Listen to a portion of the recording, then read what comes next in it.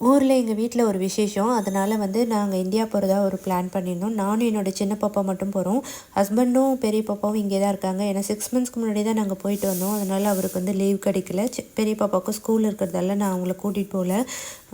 போகிற அன்றைக்கி வந்து கொஞ்சம் ப்ரிப்பரேஷன்லாம் பண்ணி வச்சுருந்தேன். ஸோ அவங்க 2 பேர் இங்கே இருக்கிறதால அவங்களுக்கு ஒரு 1 வீக்குக்கு தேவையான ஃபுட்டெல்லாம் ரெடி பண்ணி வச்சுட்டு, சின்ன குழந்தைக்கு வந்து ஃப்ளைட்டில் ஃபுட்டு கொடுக்க மாட்டாங்க. ஸோ அவங்களுக்கு தேவையான ஃபுட்டு, ஃப்ரூட்ஸு எல்லாம் எடுத்து பேக் பண்ணி வச்சுட்டு அன்றைக்கி நைட்டு வந்து கிளம்பிட்டோம். நைட்டு ஏர் இண்டியாவில் தான் எங்களுக்கு டிக்கெட் புக் பண்ணியிருந்தோம். நைட்டு 12:10க்கு தான் எனக்கு flight. Toronto to Delhi, Delhi to Chennai தான் ஃப்ளைட் ரூட்டு.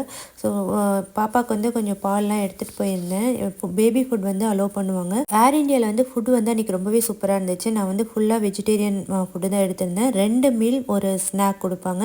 ஜேர்னி பார்த்தீங்கன்னா கிட்டத்தட்ட 14 மணி நேரம் வரும். டெல்லியில் வந்து வெயிட்டிங் டைம் 5:30 மணி நேரம். அடுத்த நாள் காலையில் 9 மணிக்கு வந்து சென்னையில் லேண்ட் ஆகிடும். தம்பிங்க தான் என்னை வந்து பிக்கப் பண்ண வந்தாங்க.